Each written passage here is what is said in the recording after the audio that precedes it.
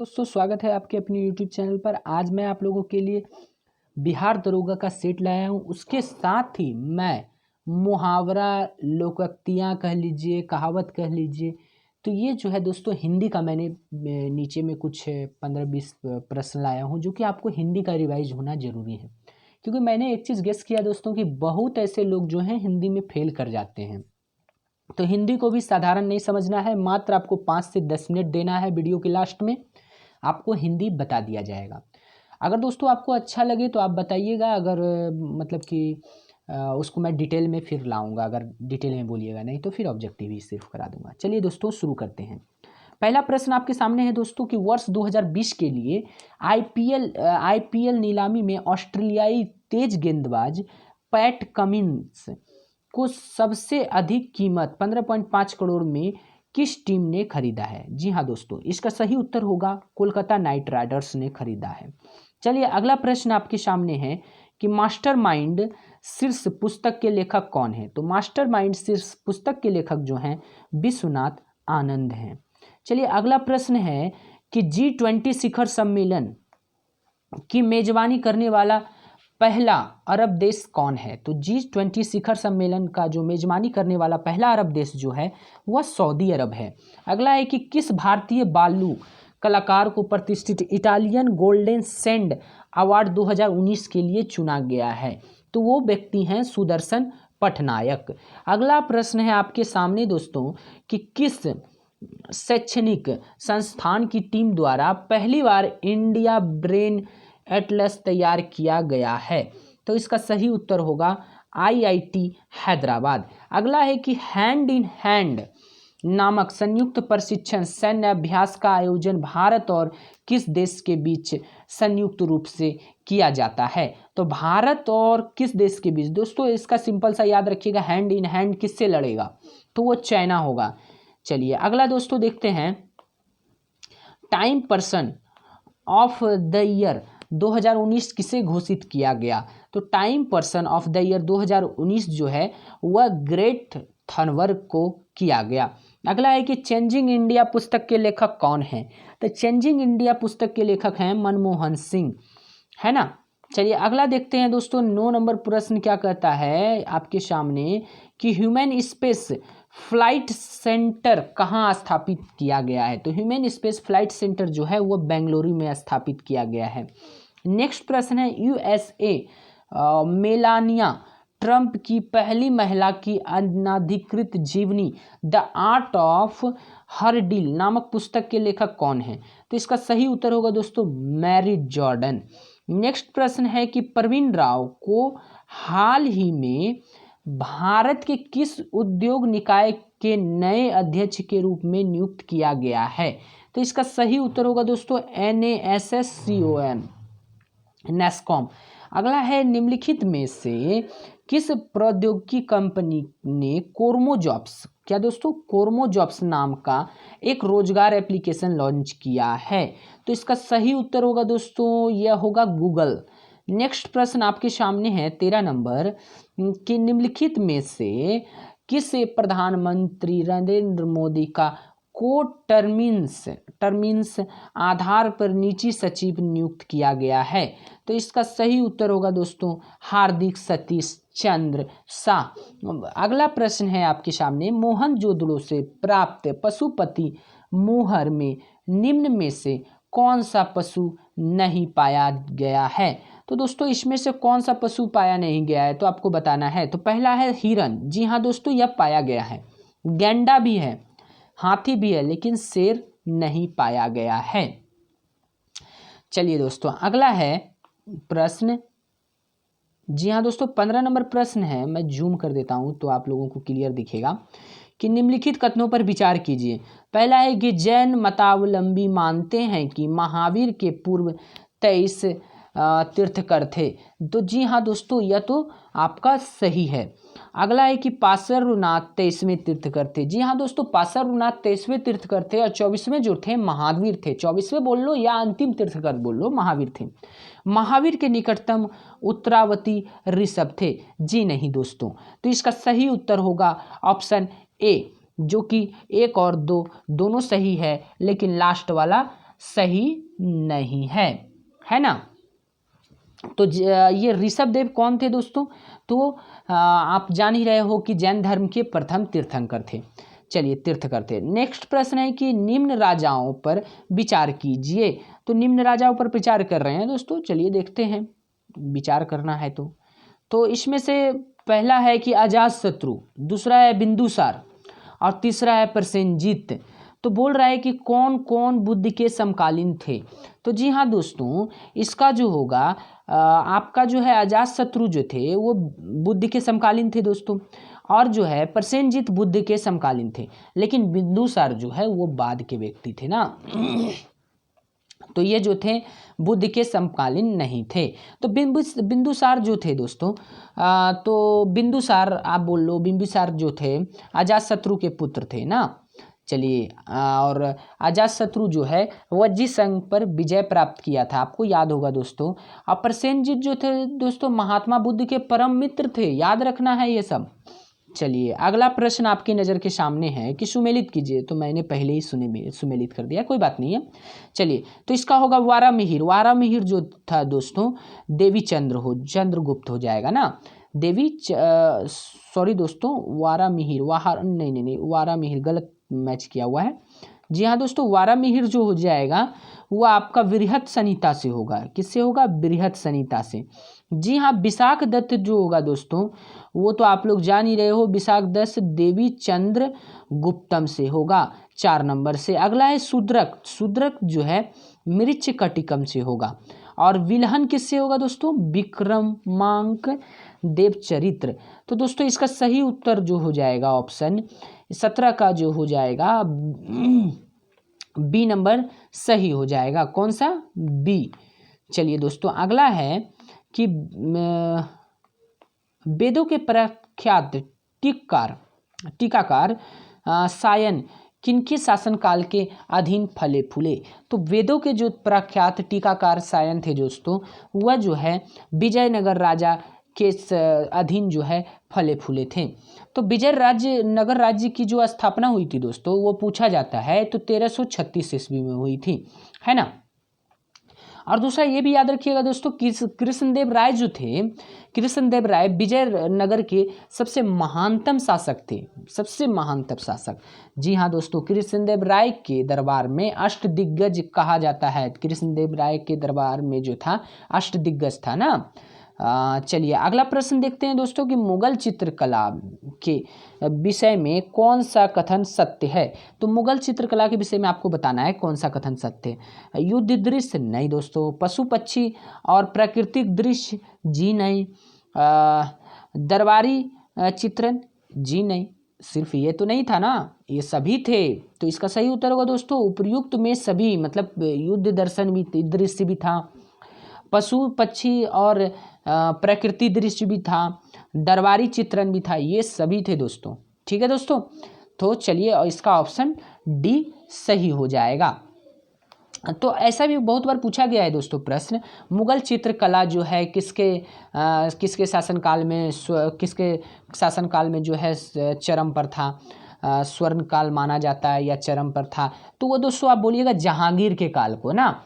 और एक चीज़ और आता है दोस्तों कि गुरु अर्जुन देव को किसने मरवाया था, वध किसने किया था? तो जहांगीर किया था, जहांगीर ने किया था। तेग बहादुर का किसने किया था? औरंगजेब ने किया था ना दोस्तों। तो चलिए देखते हैं दोस्तों, अगला प्रश्न है। और एक चीज़ और इम्पॉर्टेंट है दोस्तों कि औरंगजेब जो है चित्रकला का विरोधी था, ये तो आपको याद रखना ही चाहिए, पूछा ही जाता है।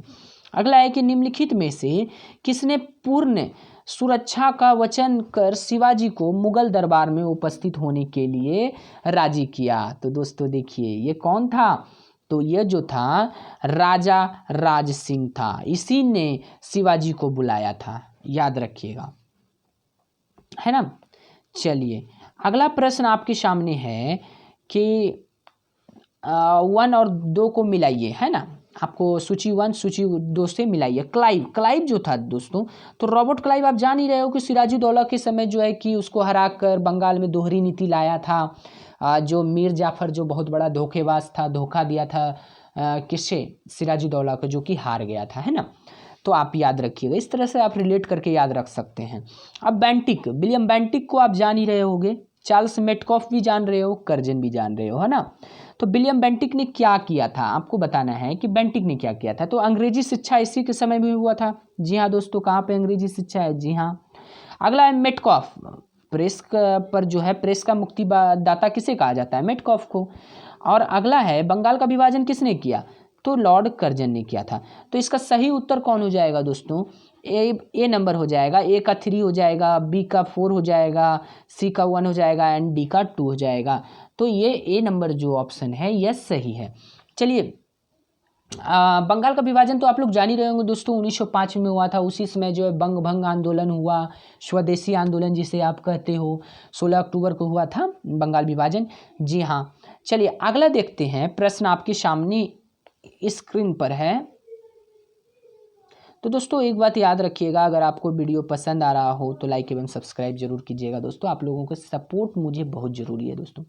चलिए देखते हैं कि विख्यात मुजफ्फरपुर हत्याओं 1908 के बारे में निम्नलिखित कथनों पर विचार कीजिए, कौन सा कथन सही है ना। तो देखते हैं कि ये जो है पहला है, बोलता है कि वह बम जो श्रीमती प्रिंगल और उनकी पुत्री की गाड़ी पर फेंका गया था वस्तुतः मुजफ्फरपुर के जिला जज श्रीमान किंग्सफोर्ड के लिए अभिप्रेरित था। जी हाँ दोस्तों, यह तो सही है कि वह किंग्सफोर्ड पर फेंका था, लेकिन लग किसे गया, तो श्रीमती पिंगल और उनकी पुत्री की गाड़ी पर फेंका गया था।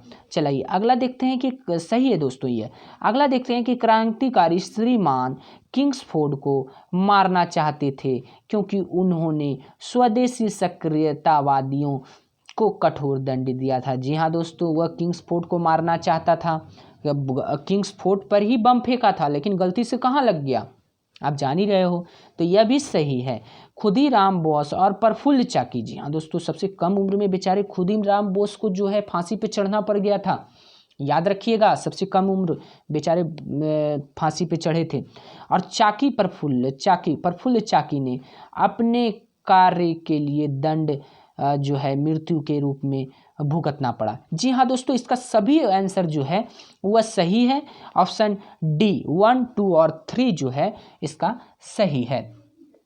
अगला है कि आपको ऐसा भी पूछ लिया जाता है दोस्तों कि खुदीराम बोस के जो वकील कौन थे, तो CR दास थे, याद रखिएगा CR दास। और खुदीराम बोस को कब फांसी लगा था ना, फांसी पर कब चढ़ाया गया, 11 अगस्त 1908 ईस्वी में। ठीक है दोस्तों, अगला जो है प्रफुल्ल चाकी ने मोकामा के पास जो है गोली मार कर खुद को आत्महत्या कर लिया ना, प्रफुल्ल चाकी जो है खुद को आत्महत्या कर लिया, मतलब अपने आप को गोली मार लिया। चलिए अगला प्रश्न हम लोग देखते हैं। 1911 ईस्वी में जब राजधानी कलकत्ता से दिल्ली लाने की घोषणा की गई, हाँ राजधानी जो है कलकत्ता से दिल्ली लाने की घोषणा की गई, उस समय भारत का वायसराय कौन था। अरे भैया 1911 की बात चल रही है, तो कुछ भी होगा 1911 में, उसमें वायसराय कौन रहेगा, तो लॉर्ड हार्डिंग द्वितीय रहेगा ना, क्योंकि कर्जन का समय खत्म हो चुका था, लॉर्ड हार्डिंग द्वितीय आया। लॉर्ड हार्डिंग द्वितीय ने क्या किया कि बंगाल विभाजन को निरस्त किया तत्काल प्रभाव से, है ना। और उसके बाद जो है इसने क्या किया, राजधानी कलकत्ता से दिल्ली को ले आया, याद रखिएगा दोस्तों। ठीक है, तो कब आया, 1912 में राजधानी परिवर्तित किया गया। ठीक, और आप एक चीज़ और है कि अपना जो है कि राजधानी परिवर्तित किया, उसके बाद बंगाल का विभाजन रद्द कर दिया लॉर्ड हार्डिंग द्वितीय, ये सभी याद रखिएगा दोस्तों। चलिए अगला देखते हैं, प्रश्न है आपके सामने है 24 का कि साइमन कमीशन के आने के विरुद्ध भारतीय जन आंदोलन क्यों हुआ। आप क्वेश्चन आंसर को पढ़ते हैं। भारतीय 1919 के अधिनियम की कार्रवाई का पुनरीक्षण कभी नहीं चाहते थे। जी बिल्कुल नहीं, ऐसा नहीं है। तो अगला है कि साइमन कमीशन ने प्रांत में द्विशासन की समाप्ति की संस्तुति की, इसके कारण भी नहीं आंदोलन हुआ था। तो आंदोलन किसके कारण हुआ, साइमन कमीशन में कोई भी भारतीय सदस्य नहीं था, इसी कारण से साइमन कमीशन का विरोध हुआ। और दोस्तों इसमें क्या हुआ था कि लाला लाजपत राय को आप लोग जान रहे होंगे कि उन्हें लाठी से चोट लग गया था, जिसके कारण कि उनकी मृत्यु हो गई थी। जी हाँ दोस्तों। और कब आया था? 1928 में साइमन कमीशन भारत में आया था। स्थापना कब हुई थी? 1927 में दोस्तों। चलिए दोस्तों, अगला प्रश्न हम लोग देखते हैं कि अगला प्रश्न है कि महाराष्ट्र में गणपति पर्व का शुभारंभ किसने किया? तो भैया महाराष्ट्र में गणपति पर्व का शुभारंभ जो किया था वो जो थे बाल गंगाधर तिलक ने किया था। किसने? बाल गंगाधर तिलक ने। 1893 ईस्वी से गणपति पर्व मनाया जाता है और 1895 से शिवाजी उत्सव भी मनाना प्रारंभ किया। शिवाजी उत्सव भी आपसे पूछ लिया जाएगा दोस्तों, तो बाल गंगाधर तिलक ने ही किया था। कब से? 1895 से। और 93 से गणपति पर्व। और गणेश उत्सव जो है महाराष्ट्र का क्या है? मुख्य पर्व है। तो चलिए अगला देखते हैं, कुचिपुड़ी के संदर्भ में निम्न में से कौन सा एक कथन असत्य है? तो चलिए देखते हैं, कथन हम लोग देखते हैं। इसका नाम आंध्र प्रदेश के एक गांव कुचेलपुरम के नाम पर पड़ा है। तो बिल्कुल सही है दोस्तों, ये तो असत्य नहीं है। अगला देखते हैं कि इसका मुख्य स्रोत विष्णु पुराण में है। तो दोस्तों विचार करते हैं हम लोग। अगला देखते हैं कि इसके पात्र भगवान मेला कहलाते हैं। इसके पात्र जो है भगवत मेला कहलाते हैं। जी हाँ दोस्तों, ये तो सही है मेरे नज़रों में। अगला देखते हैं कि इसमें पीतल की तस्तरी पर पैर रख कर नृत्य करने की परंपरा है। यह भी दोस्तों सही है। तो इसका गलत आंसर कौन है? इसका मुख्य स्रोत जो है विष्णु पुराण है। यह आपका गलत उत्तर है। अब कुचिपुड़ी नृत्य होता कहाँ है दोस्तों? बहुत बार पूछा गया है कि कुचिपुड़ी नृत्य कहाँ का है, तो आंध्र प्रदेश का है। आपको याद रखना है, एकदम बिल्कुल याद रखना है। अगला बात कर लेते हैं हम लोग दोस्तों कि भारतीय स्वतंत्रता संग्राम के दौरान रॉलेट एक्ट ने किस कारण से सार्वजनिक रोष उत्पन्न किया? तो इसका सही उत्तर होगा दोस्तों ऑप्शन नंबर सी, इसने लोगों को बिना मुकदमा चलाए जेल भेजने के लिए अधिकृत किया था। जी हाँ दोस्तों, जब रॉलेट एक्ट हुआ तो फिर उसके बाद किचलू महोदय को जो है, सैफुद्दीन किचलू को जो है पकड़ के जेल में कर दिया गया, बिना वकील बिना दलील, कुछ भी नहीं दोस्तों। तो इस कंडीशन में अमृतसर में जालियांवाला बाग हत्याकांड जो आप लोग जान ही रहे हो, तो वहाँ पर ये लोग क्या कर रहे थे? ये लोग मीटिंग कर रहे थे, अन्य हत्या लोग पर जो है कि आके गोली चलवा दिया था। कौन? General O'Dwyer. और उसकी मदद कौन की थी? भारतीय ने, मतलब खबर उबर भेजवाया होगा तो हंसराज ने। और उसका मर्डर कौन किया? तो उसका मर्डर कर दिया था उधम सिंह ने। कहाँ? तो लंदन में 1940 ईस्वी में। इतना सा टॉपिक याद रखिएगा दोस्तों एकदम जरूर। 1854 की वुड विज्ञप्ति में अभिव्यक्त शिक्षा का लक्ष्य था। तो वुड अभिव्यक्ति में जो शिक्षा का लक्ष्य क्या था? भारत की पाश्चात्य संस्कृति का प्रचार। अगला देखते हैं दोस्तों। अगला प्रश्न आपका है जी हाँ दोस्तों, और दोस्तों ये याद रखिएगा कि वुड डिस्पैच को ही भारत का मैग्ना कार्टा कहा जाता है, शिक्षा का मैग्ना कार्टा। याद रखिएगा 1854 का जो वुड डिस्पैच था। चलिए अगला प्रश्न है कि सही युग्म कीजिए। तो सही युग्म हम लोग करते हैं। ए जो है एलोरा गुफाएं। एलोरा गुफाएं तो दोस्तों शक से कहाँ था? वो तो बुद्ध से था, आप लोग जान ही रहे हो। महाबलीपुरम, तो दोस्तों महाबलीपुरम तो आप लोग जान ही रहे हो कि महाबलीपुरम का मंदिर जो है पल्लव वंश द्वारा बनवाया गया था, तो पल्लव से होगा।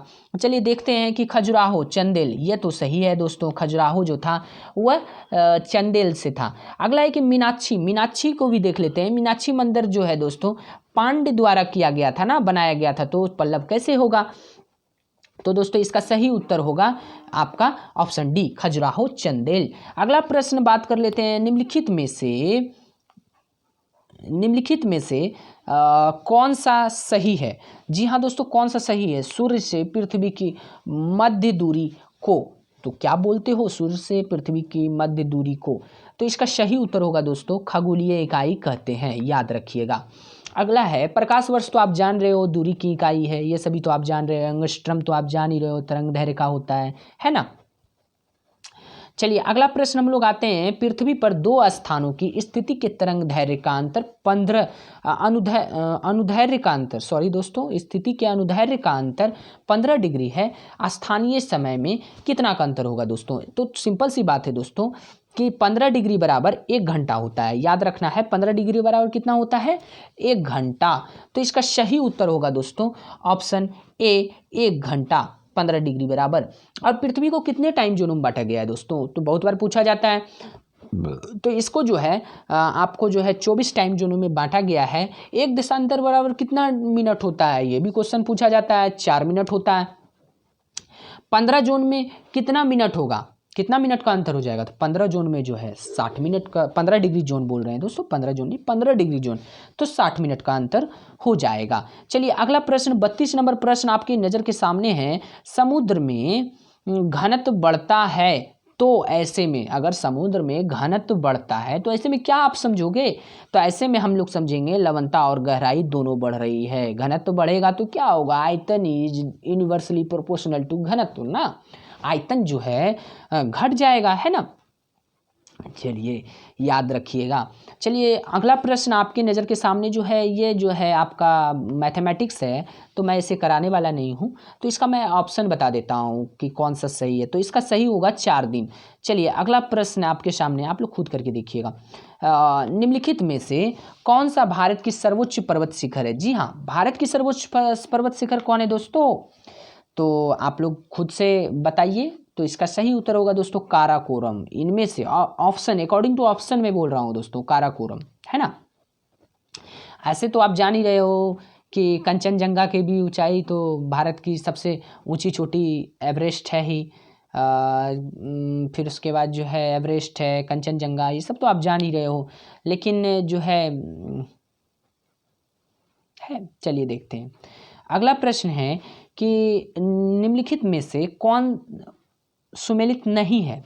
तो लोकटक झील कहाँ है, तो दोस्तों ऐसे भी आप इसे याद रख सकते हो कि सुमेलित नहीं है तो लोकटक झील कहाँ है। तो एक बच्चा था, उसको आप 1 रुपये का सिक्का दिया तो वो खाया, तो मनी खाया तो क्या कटकट की आवाज़ आएगी, मणिपुरी है, तो दोस्तों सही है। लोनार झील कहाँ है, तो लोनार झील तो आप लोग जान ही रहे हो, लोनावाला खंडावाला, तो ये तो महाराष्ट्र में है। सांभर झील कहाँ है, तो ये राजस्थान में हर कोई जान रहा है। हुसैन सागर झील जो है दोस्तों, ये कर्नाटक में नहीं है। तो आप बोलोगे हुसैन सागर झील कहाँ है, तो यह आंध्र प्रदेश में है। चलिए अगला प्रश्न देखते हैं। किसानों से खेतों में कृषि कार्य करते समय मिट्टी में चूना मिलाने को कहा जाता है, यह किस लिए है। तो मिट्टी में चूना किस लिए मिलाया जाता है ना, तो इसका सही उत्तर होगा दोस्तों चूना मिट्टी की अम्लीयता को कम कर देता है। जैसे लाल मिट्टी में जो होता है ना कि अम्लीयता ज़्यादा होती है, तो उसके अम्लीयता को कम करने के लिए हम लोग क्या मिलाते हैं, चूना मिला देते हैं, है ना। और चलिए अगला प्रश्न देखते हैं। समय का अभाव है, ज़्यादा बड़ा वीडियो बनाएंगे तो आप लोग बोर हो जाएंगे दोस्तों, तो इसलिए चलिए अगला है। मध्य प्रदेश में कोरबा का महत्व है। तो कोरबा क्या चीज़ के लिए महत्व है दोस्तों, तो कोरबा जो है एल्युमिनियम उद्योग के लिए महत्व है। तो दोस्तों बोलेंगे ये सब क्वेश्चन कहाँ से ये उठा रहा है, तो दोस्तों आपकी नज़र के सामने से उठा रहा है और आपको पता नहीं चल रहा है कैसे। आप लूसेंट को पलटिए, लूसेंट में सब है, आप देखिए उसका विविध को देखिए, जो लाल हरा पीला किया रहता है उसको आप देखिए, उसमें दिया हुआ है। चलिए दोस्तों अब अगला बात मैं कर लेता हूँ। राजाजी राष्ट्रीय पार्क का किस जानवर का प्रसिद्ध आवास है। राजाजी राष्ट्रीय पार्क जो है दोस्तों वह जंगली हाथियों के लिए प्रसिद्ध है। किसके लिए, जंगली हाथियों के लिए। अगला है यहाँ पर देखिए कि एशियाई शेर के लिए कौन सा प्रसिद्ध है। दोस्तों आपको बताना है कि एशियाई शेर के लिए कौन सा प्रसिद्ध है, कमेंट बॉक्स में बताना है, तब तो मैं समझूंगा कि आप लोग वीडियो देख रहे हैं। अच्छा दोस्तों ये एक सींग वाला गेंडा कहाँ मिलेगा आपको, तो ये तो काजीरंगा में मिलता है ना, काजीरंगा में एक सींग वाला गेंडा भी मिलता है, याद रखिएगा, है ना। चलिए अगला प्रश्न देखते हैं। फ्लाई ऐश का एक पर्यावरण प्रदूषक है जो उत्पन्न होती है। तो फ्लाई ऐश कहाँ से उत्पन्न होती है, तापीय शक्ति संयंत्रों द्वारा उत्पन्न होती है, मतलब थर्मल पावर प्लांट द्वारा उत्पन्न होती है। अगला है कि निम्नलिखित में से कौन सुमेलित नहीं है। तो आपको बताना है कि कौन सा सुमेलित नहीं है। तो यह जो है वियना सम्मेलन जो है 1982 में नहीं हुआ है, तो यह जो है सुमेलित नहीं है। चलिए अगला देखते हैं दोस्तों कि आपका मैथमेटिक्स है, आप खुद से कीजिएगा दोस्तों। कार्डेमम पहाड़ियाँ जिनकी सीमाओं पर स्थित है वे हैं। तो कार्डेमम पहाड़ियों की सीमाओं पर कौन स्थित है दोस्तों, तो केरल और तमिलनाडु जो है कार्डेमम पहाड़ियों पर स्थित है, जिसे कि आप इलायची की पहाड़ियाँ भी कहते हैं। और फिर उसके बाद आपको एक और पूछा जाता है दोस्तों कि पूर्वी घाट और पश्चिमी घाट के मिलन स्थान को क्या कहते हैं, तो वह नीलगिरी है। ठीक है। अन्नामोदी जो है दोस्तों दक्षिण में जो है कि बहुत बड़ी पर्वत चोटी है ना, पहाड़ियों में, और केरल में है। ठीक है दोस्तों, याद रखिएगा केरल में है। पलानी पहाड़ी पर कार्डमम का कोडाईकनाल स्थित है दोस्तों, याद रखना है ये सभी। चलिए अगला देखते हैं दोस्तों, किसका उपयोग मिट्टी की लवणता एवं क्षारीयता की समस्या का दीर्घकालीन हल है। किसका उपयोग करके दीर्घकालीन हल ला सकते हैं, मिट्टी का सही कर सकते हैं, तो दोस्तों जिप्सम का, याद रखना है जिप्सम का। ठीक है, अगला बात कर लेते हैं। नेक्स्ट प्रश्न है कि अंतर्राष्ट्रीय दिनांक रेखा खींची जाती है, तो अंतर्राष्ट्रीय दिनांक रेखा कहाँ से खींची जाती है दोस्तों, तो इसका सही उत्तर होगा प्रशांत महासागर से। प्रयास किया जाता है दोस्तों कि लैंड पर से जल्दी हम ना खींचें।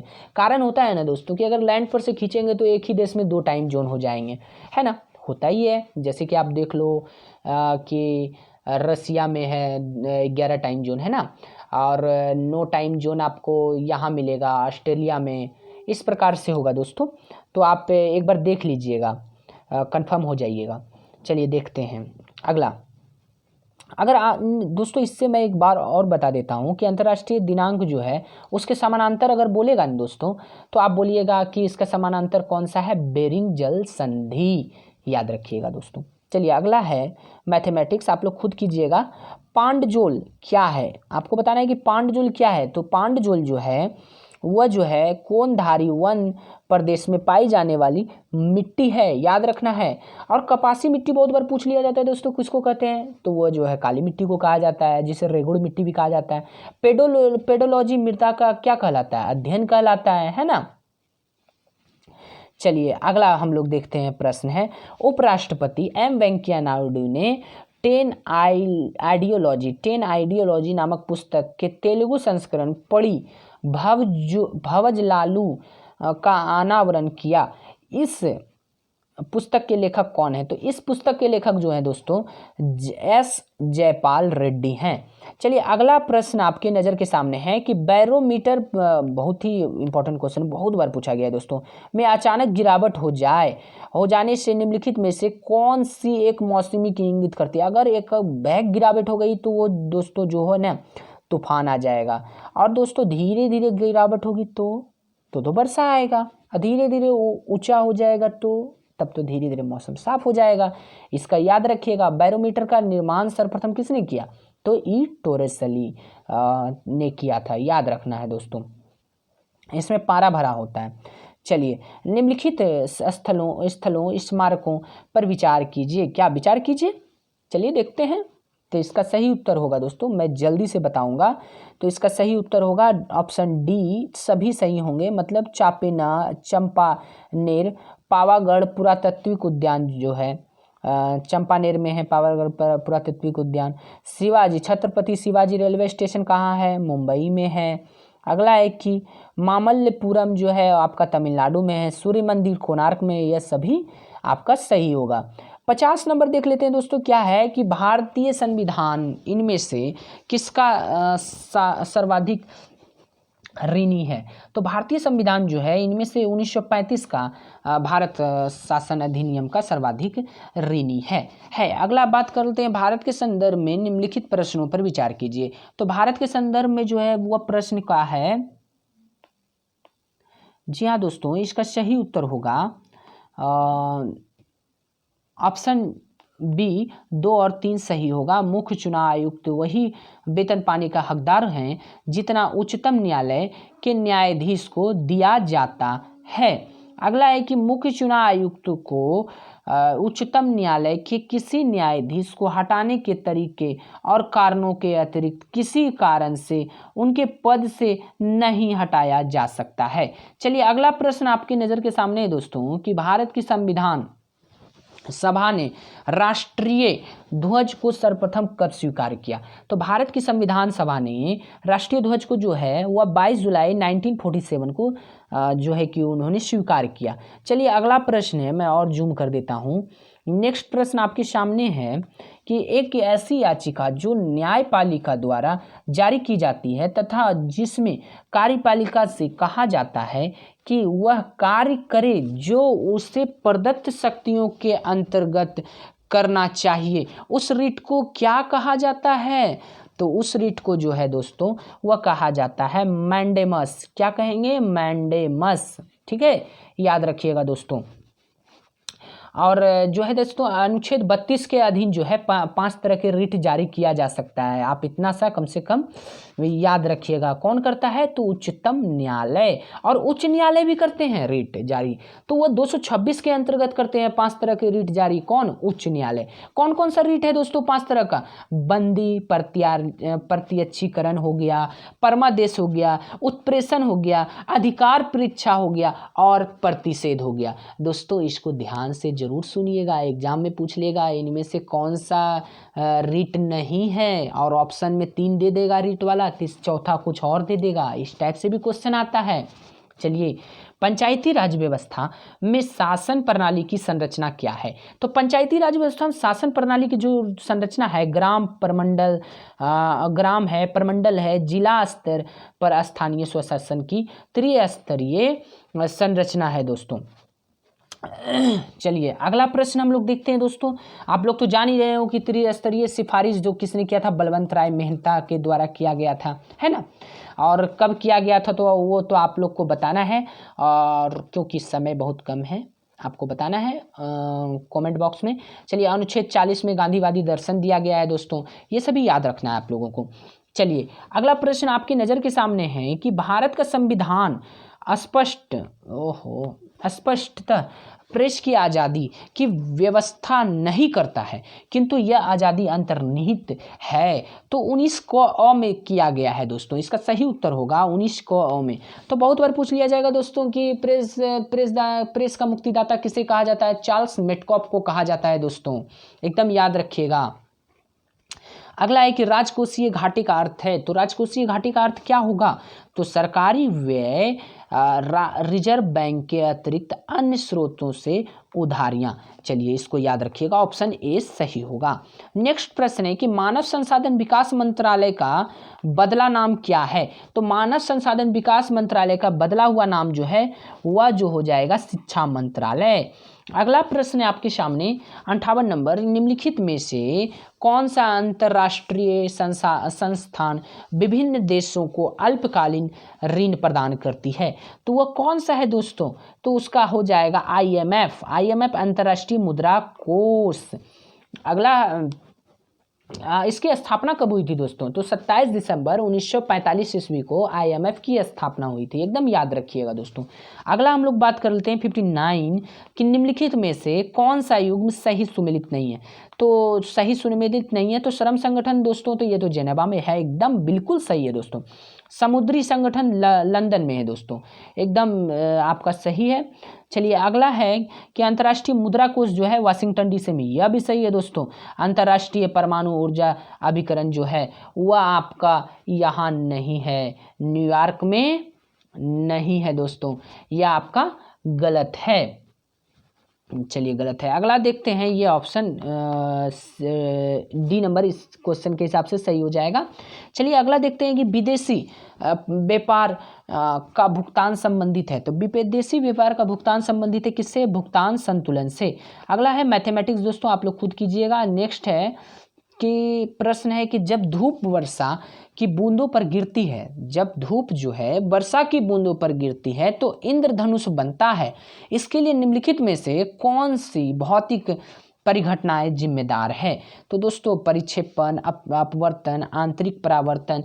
तो दोस्तों आपके सामने यह ऑप्शन दिया गया है, तो इसका सही उत्तर होगा दोस्तों ये सभी जिम्मेवार है। कौन सा? परिक्षेपण भी होगा, अपवर्तन भी होगा, आंतरिक परावर्तन भी होगा, तब वह क्या बनेगा? इंद्रधनुष, है ना। तो इंद्रधनुष दोस्तों तो आपको पता ही होगा 2 प्रकार के होते हैं, प्राथमिक इंद्रधनुष और द्वितीयक इंद्रधनुष होते हैं, है ना। हाँ चलिए देखते हैं दोस्तों। द्वितीयक इंद्रधनुष तो आप जान रहे हैं प्राथमिक इंद्रधनुष की अपेक्षा धुंधला होता है। प्राथमिक इंद्रधनुष साफ होता है, द्वितीयक इंद्रधनुष धुंधला होता है ना। चलिए ये तो बहुत ही आराम से आप लोग सीख गए होंगे, याद रह गया होगा। चलिए देखते हैं कि शुष्क सेल जो बैटरी होता है शुष्क सेल में निम्नलिखित में से किनका विद्युत अपघट्यों के रूप में प्रयोग किया जाता है।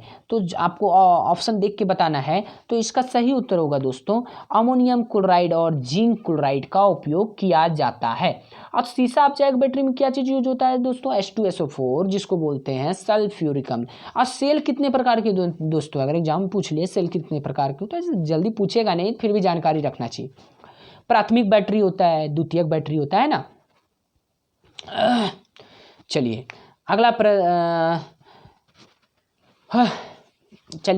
अगला प्रश्न इसमें ऐसा भी बनाता है दोस्तों कि गाड़ी का जो बैटरी होता है बड़ी सब गाड़ी का, तो उसमें कौन सा अम्ल भरा जाता है? तो H2SO4 याद रखना है, एकदम पूरी तरह याद रखना है दोस्तों। आकाश में इंद्रधनुष के रंगों का फैलाव मुख्यतः होता है।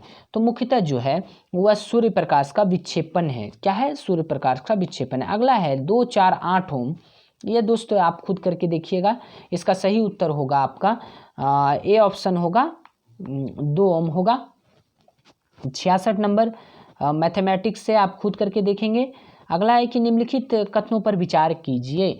तो विचार आप करेंगे जब इस पे, तो आप देखेंगे कि इसमें जो है केवल 3 सही है। वातानुकूलक में कक्ष वायु में से वाष्पित कुंडली में उष्मा का निष्कर्षण होता है तथा द्रव नित्र कुंडली पर उष्मा का निरसन होता है। तो दोस्तों इसका डी ऑप्शन सही है। अगला प्रश्न हम लोग देखते हैं कठोर जल के गुणधर्म के विषय में निम्न में से कौन सा कथन सही है? तो दोस्तों इसका सही कथन जो होगा, जल की अस्थायी कठोरता, उसमें उपस्थित विलय मैग्नीशियम और कैल्शियम हाइड्रोकार्बोनेट के कारण होती है। एकदम इसको याद रखिएगा दोस्तों। चलिए अगला प्रश्न हम लोग देखते हैं। जी हाँ दोस्तों, दूसरा नंबर तो मैंने पढ़ा ही नहीं दोस्तों।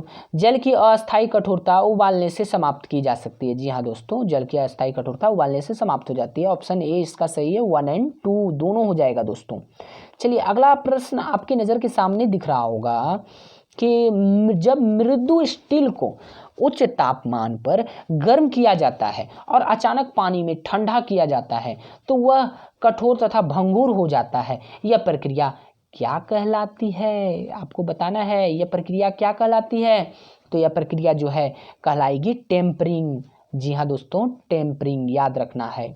चलिए हैलोजन में सबसे अभिक्रियाशील है। तो हैलोजन में दोस्तों यहाँ पर आप देख रहे होंगे, आपको दिख रहा होगा फ्लोरीन जो है बहुत ज़्यादा अभिक्रियाशील है दोस्तों। अगला है कि संस्पर्श लेंस किससे बनाए जाते हैं? कॉन्टैक्ट लेंस जिसे आप बोलते हैं। तो कॉन्टैक्ट लेंस किससे बनाए जाते हैं? तो प्यूसाइड से बनाए जाते हैं, ल्यूसाइड से जो है कॉन्टैक्ट लेंस बनाए जाते हैं। अगला प्रश्न है आपका, निम्नलिखित में से कौन सा ईंधन न्यूनतम पर्यावरणीय प्रदूषण उत्पन्न करता है? तो यह जो है दोस्तों हाइड्रोजन है। क्या है? हाइड्रोजन। तो दोस्तों आप लोग जानते होंगे हाइड्रोजन और ऑक्सीजन जो है तरल अवस्था में क्रायोजेनिक इंजन में प्रयोग किया जाता है दोस्तों, है ना। और हाइड्रोजन नाभिक में बहुत बार पूछा जाता है इनमें से किन में एक प्रोटॉन है सिर्फ। तो हाइड्रोजन नाभिक में सिर्फ एक प्रोटॉन होता है। क्या होता है? प्रोटॉन होता है, जबकि न्यूट्रॉन और इलेक्ट्रॉन नहीं होता है। एकदम याद रखिएगा दोस्तों। हाइड्रोजन और हीलियम जो है तारा के ऊर्जा का स्रोत होता है। तारा मतलब सूर्य हो गया एक तारा, उसका हाइड्रोजन और हीलियम। और जब दोस्तों गोताखोर जो पानी लेके ऑक्सीजन लेके जाता है तो ऑक्सीजन में क्या मिलाता है? तो हीलियम मिलाता है। एकदम याद रखना है। चलिए अगला देखते हैं कि सामान्य नाम न्यूक्लियॉन किसके लिए है? तो सामान्य नाम न्यूक्लियॉन जो है प्रोटॉन और न्यूट्रॉन के लिए है। किसके लिए? प्रोटॉन और न्यूट्रॉन के लिए है ना। और आपसे पूछा जाएगा न्यूट्रॉन एक इनमें से कौन अस्थायी मूलकण है? तो न्यूट्रॉन जो है अस्थायी मूलकण होता है दोस्तों। चलिए अगला प्रश्न आपके सामने है, जीवाश्म की आयु कार्बन के 2 समस्थानिकों के अनुपात का निर्धारण कर मालूम की जा सकती है। वो समस्थानिक कौन है आपको बताना है। तो इसका सही उत्तर होगा C12 एंड C14। और आपको पूछा जाएगा कि अगर धरती जो है हम जिस पे बैठे हैं मतलब धरती की आयु पता करने के लिए यूरेनियम डेटिंग का यूज किया जाता है दोस्तों। और जीवाश्म की आयु पता करने के लिए तो आप लोग जान ही रहे होंगे कार्बन डेटिंग का, है ना। चलिए, यदि दूध को काफ़ी समय तक बिना ढके रखा जाए तो दूध खट्टा हो जाता है। ये किसके कारण होता है? ये दोस्तों लैक्टिक अम्ल के कारण होता है। किसके कारण? और दूध से दही किसके कारण जमता है दोस्तों? उसमें जो बैक्टीरिया होता है वो क्या होता है, आप लोग जान रहे होंगे, तो वह है लैक्टिक वैसिली के कारण ना जमता है। चलिए देखते हैं अगला प्रश्न है। अगला प्रश्न है, क्या अनाजों और तिलहनों के अनुपयुक्त रख रखाव और भंडारण के परिणाम स्वरूप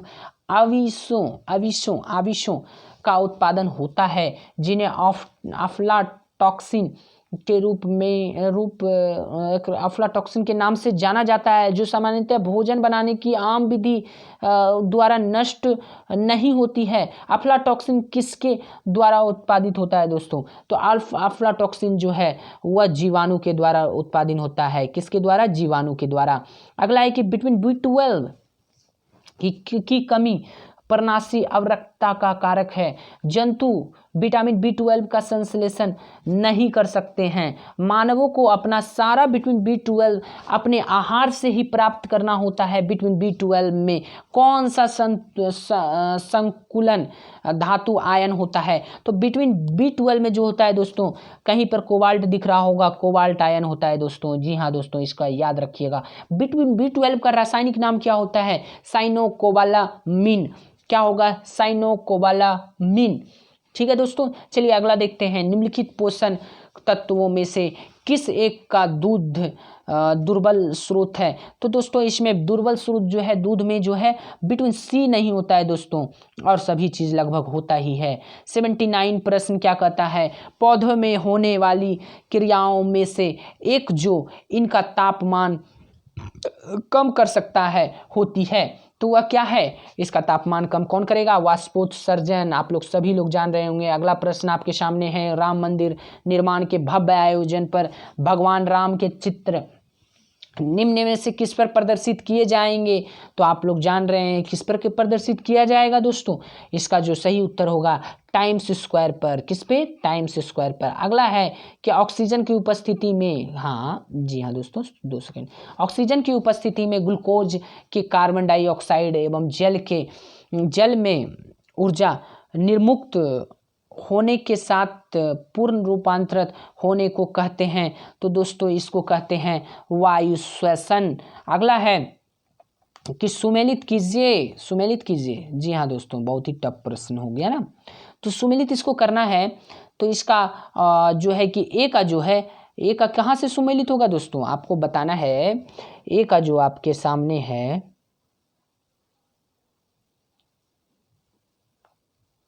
जी हाँ दोस्तों, इसका जो एक अस्त्र का जो होगा 10 से 25 किलोमीटर तक जाएगा दोस्तों। और धनुष का जो होगा दोस्तों वह 150 किलोमीटर तक का रेंज होगा ना। त्रिशूल का कितना होगा दोस्तों? तो 9 किलोमीटर, याद रखिएगा। और आकाश का अगर बोल दिया जाए तो 25 किलोमीटर। तो इस प्रकार से दोस्तों इसका सही उत्तर हो जाएगा ऑप्शन सी, 4 2 1 3। चलिए अगला देखते हैं कि इसरो द्वारा स्थापित लिक्विड प्रोपल्सन सिस्टम सेंटर स्थित है। तो लिक्विड प्रोपल्सन सिस्टम कहाँ स्थित है? तो इसका सही उत्तर होगा दोस्तों महेंद्रगिरी तमिलनाडु में। कहाँ? महेंद्रगिरी तमिलनाडु। और दोस्तों एक बात और है कि आप लोग कंफ्यूज करते हैं बहुत बार कि विक्रम साराभाई अंतरिक्ष केंद्र कहाँ है? तो तिरुवनंतपुरम में। इसरो उपग्रह केंद्र कहाँ है? बेंगलुरु में है। सार केंद्र कहाँ है? सार केंद्र भी बोला जाता है, तो वह है श्रीहरिकोटा। द्रव प्रणोदक प्रणाली केंद्र कहाँ है? तिरुवनंतपुरम, बेंगलुरु और महेंद्रगिरी में स्थित है। भौतिक अनुसंधान प्रयोगशाला कहाँ है दोस्तों? अहमदनगर में है। अहमदाबाद। आंतरिक उपयोग केंद्र कहाँ है दोस्तों? तो वह जो है अहमदाबाद में, वह भी है। अगला है कि मुख्य नियंत्रण सुविधा जो है वह हसन में है। एकदम ये सब याद रखिए दोस्तों, एग्जाम में कब पूछ ले कोई पता नहीं है। साफ्टा का पूर्ण रूप क्या होता है दोस्तों? साफ्टा का जो पूर्ण रूप होगा, उपयुक्त में से कोई नहीं, इनमें से कोई नहीं दिया है दोस्तों। तो क्या होना चाहिए? साफ्टा का पूर्ण रूप जो होगा south Asian preferential trade agreement. चलिए दोस्तों अगला देखते हैं, मैपल लीफ का देश के नाम से किसे जाना जाता है? जी हाँ दोस्तों, मैपल लीफ जो है वो कनाडा को जाना जाता है। जब आप लूसेंट पलटिएगा ना तो लूसेंट के लास्ट में देखिएगा विविध में दिया हुआ है, और देखिए वहीं से क्वेश्चन उठाया है और आप लोग कहिएगा क्वेश्चन वहाँ से आता नहीं है। तो हर्मिट किंगडम किसको कहा जाता है दोस्तों? वह भी वो आपको कोरिया को कहा जाता है। होली लैंड जेरूसलम को कहा जाता है। ये सभी दोस्तों दिया ही है। बंगाल का बगीचा, सॉरी दोस्तों, इंग्लैंड का बगीचा जो है वह किसे कहा जाता है? केंट को कहा जाता है। लिली का देश जो है कनाडा को कहा जाता है दोस्तों। चलिए अगला प्रश्न आपके सामने है कि गुरुदेव, जी हाँ दोस्तों, गुरुदेव, हाँ ये प्रश्न आपके सामने, गुरुदेव रविंद्रनाथ टैगोर की रचना को भारत के अलावा किस देश का राष्ट्रीय गान स्वीकार किया गया है? जी हाँ दोस्तों, वह बांग्लादेश है। आमार बांग्ला सोनार, ऐसे ही दोस्तों है आमार सोनार बांग्ला, जो बांग्लादेश का राष्ट्रीय गीत है। चलिए अगला देखते हैं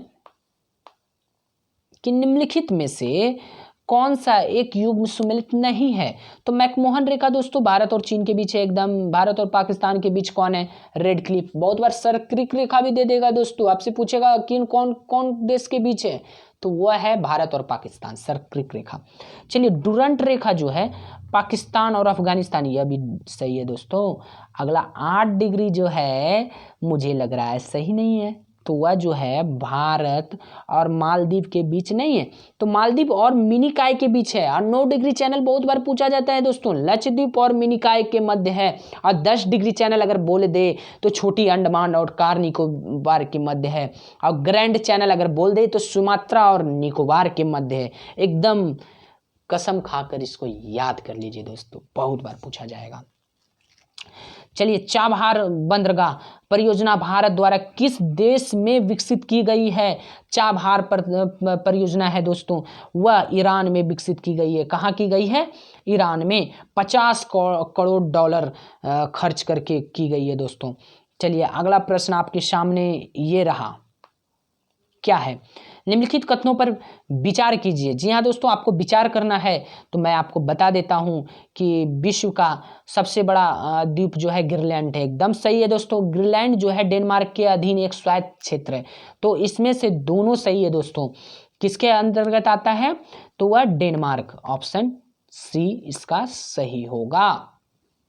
आइए, जो ग्रीनलैंड है आर्कटिक महासागर में अवस्थित है, एक बार देख लीजिएगा दोस्तों। चलिए अगला देखते हैं, 90 नंबर प्रश्न आपके सामने है कि निम्नलिखित में से कौन सुमेलित नहीं है? तो विश्व जनसंख्या दिवस, अरे बाबा, विश्व जनसंख्या दिवस जो है वह दोस्तों 11 जुलाई को मनाया, एकदम सही है दोस्तों। विश्व वानिकी दिवस 21 मार्च को, विश्व पर्यावरण दिवस 5 जून को, विश्व तंबाकू दिवस जो है दोस्तों वह 31 मई को मनाया जाता है। एकदम याद रखिएगा, तंबाकू में जहरीला पदार्थ क्या होता है? निकोटीन होता है। अब कैरोटीन ने बोल दीजिएगा दोस्तों गलती से, नहीं तो वो दूध वाली बात हो जाएगी। तो दूध में क्या होता है? कैरोटीन, जिसके कारण कि पीला होता है हल्का ना, दूध और आपका घी पीला होता है। चलिए तो दोस्तों चलिए अगला है पटाना नामक उष्णकटिबंधीय घास के मैदान निम्न में से किस देश में पाए जाते हैं? तो पटाना जो है दोस्तों वह श्रीलंका में पाए जाते हैं, एकदम याद रखिएगा। और इसी में बोल दे सवाना का बोले तो अफ्रीका में पाए जाते हैं। कंपोज जो हो जाएगा वो कहाँ पाए जाते हैं? ब्राजील में घास के मैदान को कंपोज बोलोगे। लानोस जो है आपको कहाँ पाया जाएगा? वेनेजुएला और कंबोडिया के घास मैदान को क्या बोलेंगे? लानोस। बहुत बार पूछा जाता है। ऑपरेशन ब्लैक बोर्ड संबंधित है तो यह है प्रौढ़ शिक्षा से, मतलब बुढ़ा बुढ़ी को शिक्षा देने के लिए ना, यही ना होगा दोस्तों। चलिए अगला देखते हैं कि भारतीय उपमहाद्वीप में बोली जाने वाली भाषाओं में बोलने वालों की सर्वाधिक संख्या के आधार पर हिंदी के बाद किसका नंबर है? तो दोस्तों हिंदी के बाद जो है सबसे ज़्यादा अगर बोली जाती है तो वो आपका बांग्ला बोली जाती है। अगला है प्रश्न है आपके सामने कि निम्नलिखित में से धार्मिक समुदायों में से कौन सा समुदाय कैवल्य का अभ्यास करता है? कैवल्य का अभ्यास करता है, आपको बताना है। तो इसका सही उत्तर होगा दोस्तों बी जो है वो कैवल्य का अभ्यास कौन करता है? जैन धर्म। कौन? जैन धर्म। एकदम याद रखिएगा दोस्तों। अगला है कि ऑल इंडिया रेडियो ने संस्कृत में अपने पहले समाचार पत्रिका कार्यक्रम का प्रसारण किस रूप में शुरू किया?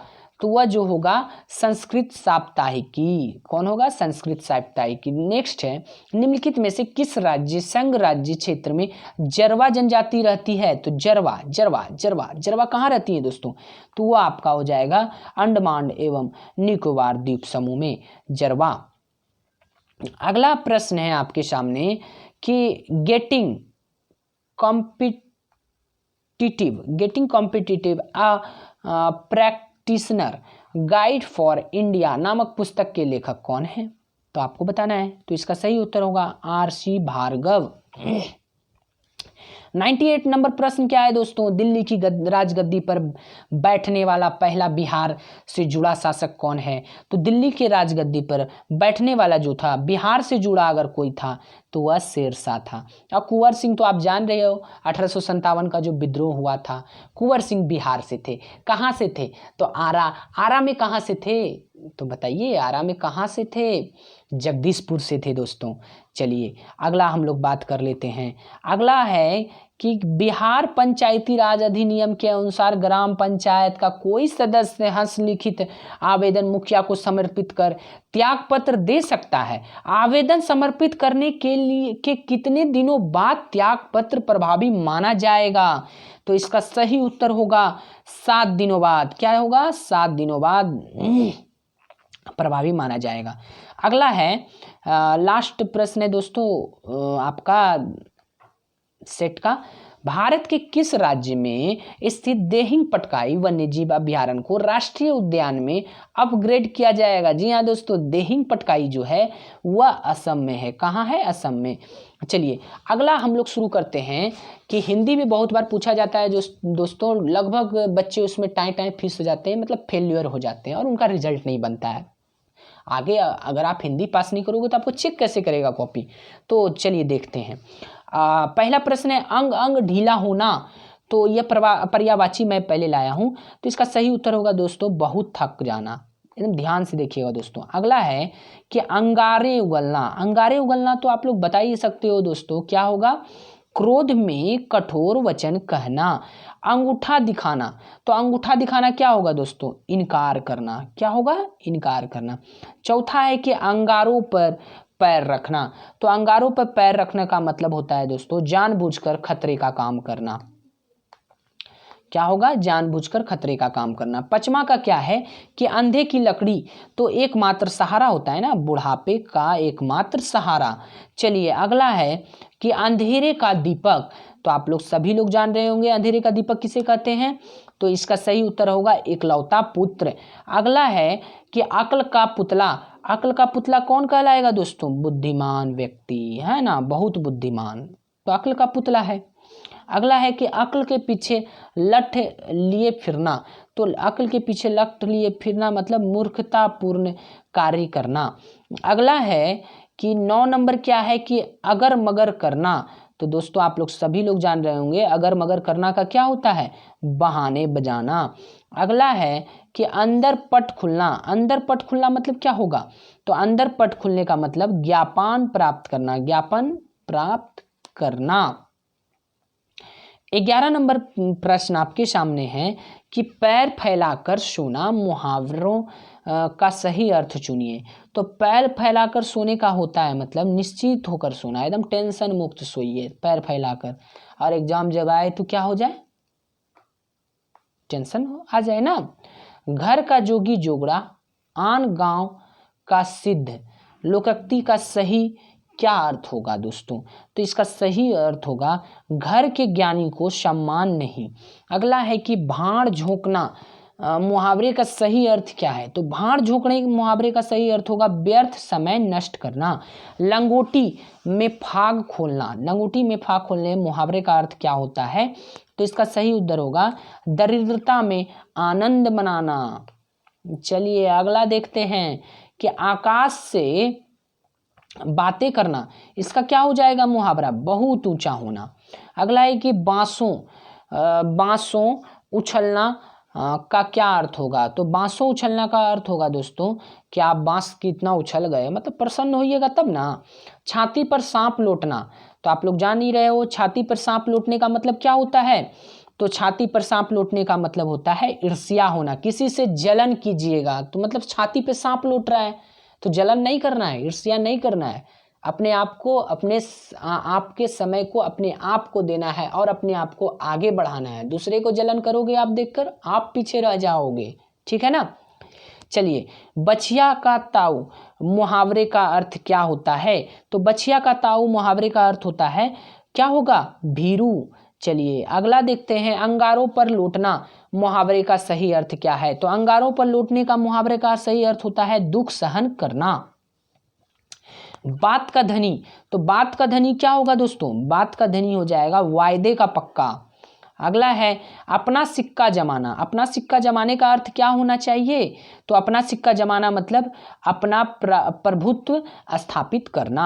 अपने मुंह मियाँ मिट्ठू बनना, तो अपने मुंह मियाँ मिट्ठू बनने का मतलब क्या होता है? स्वयं अपनी बड़ाई करना।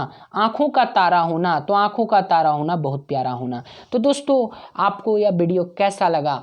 हेल्पफुल लगा तो लाइक एवं सब्सक्राइब जरूर कीजिएगा दोस्तों, क्योंकि आप भी तो हमारे परिवार जैसे हैं, यूट्यूब के परिवार आप ही लोग हैं और आप ही लोग के सहारे हम लोग चलते हैं। तो दोस्तों चलिए अगली वीडियो में मिलते हैं। बहुत बहुत धन्यवाद आपका वीडियो देखने के लिए।